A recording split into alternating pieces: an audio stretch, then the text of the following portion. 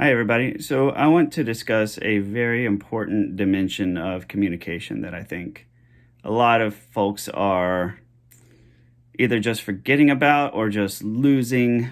I would say falling out of practice, maybe, right? So, when it comes to communication, I like to use an example one of my old bosses used to tell me, and this was applicable to software at the time, but it's really applicable to just about anywhere where you have ideas and like a battle of ideas and communication, etc. And that's this.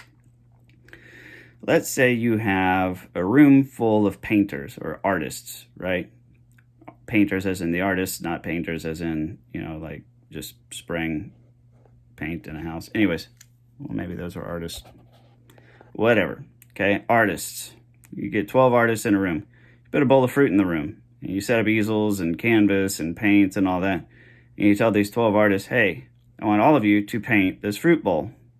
Okay, so that all 12 of them paint a picture of the fruit bowl. Now the question is, are all of their paintings the same? Or are they different? And the answer is they're both. Because you have 12 unique independent paintings, none of which are going to be identical to any of the others. Even if they strive to be as close as possible, they won't. No, they're unique. Each one is going to be unique. But they're all of the same fruit bowl.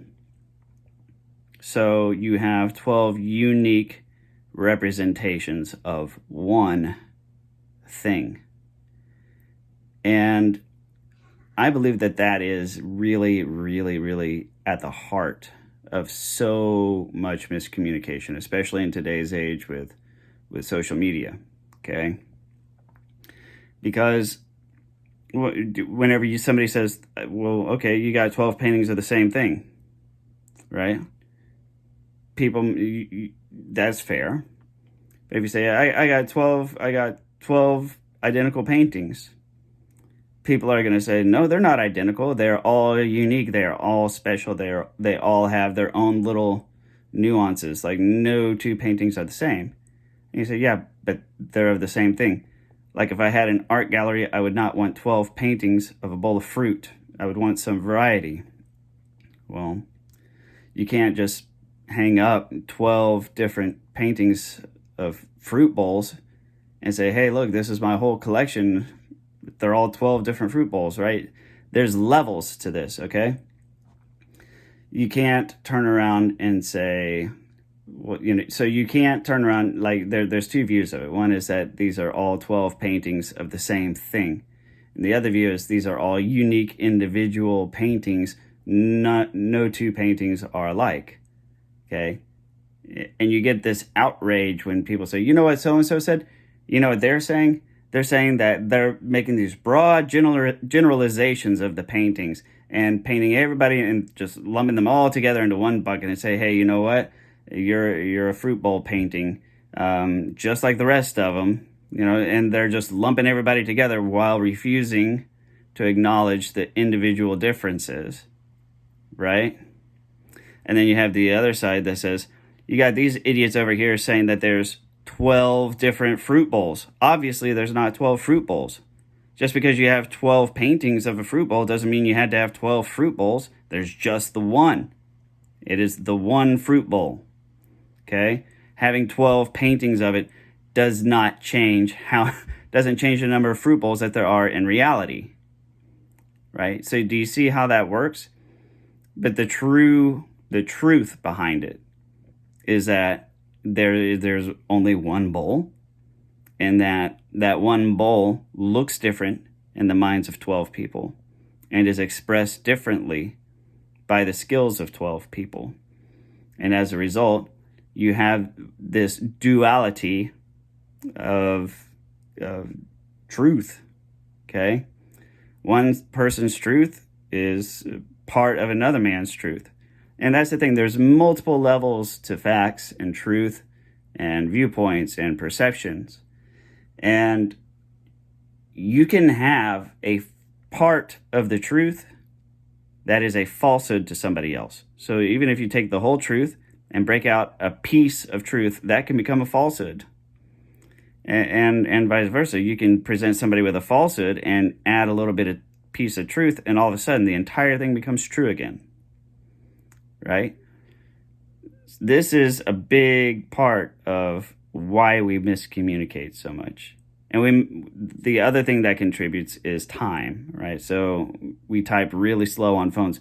We do not allow ourselves. So we get involved in these conversations knowing full well that we do not have the time, effort, and energy to resolve a misunderstanding.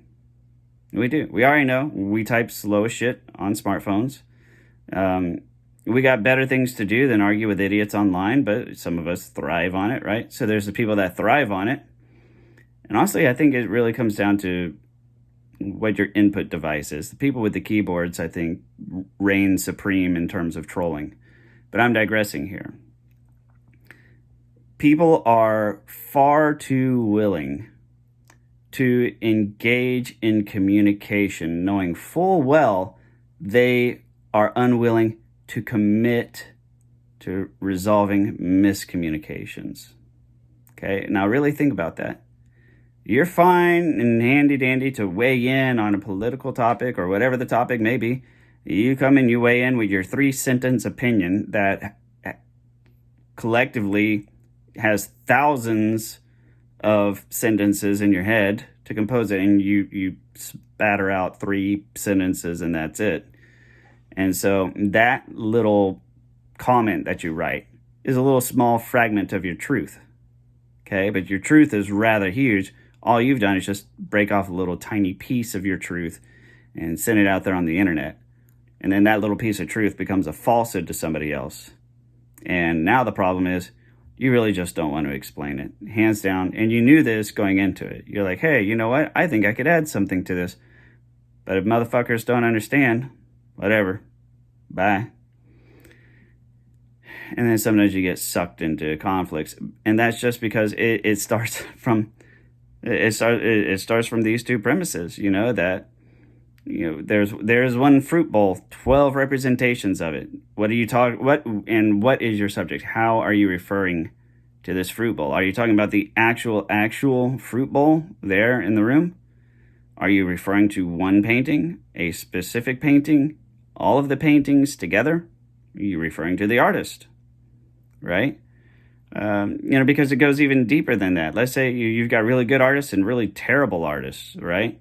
If I were to draw a fruit bowl, it would look like hell, right? And if I were to try and draw it or paint it or color it, it would look stupid. And then when I would go and show you, somebody would say, is that really how you see the fruit bowl? I mean, are we looking at the same fruit bowl? Because it looks nothing at all like the fruit bowl that I'm seeing.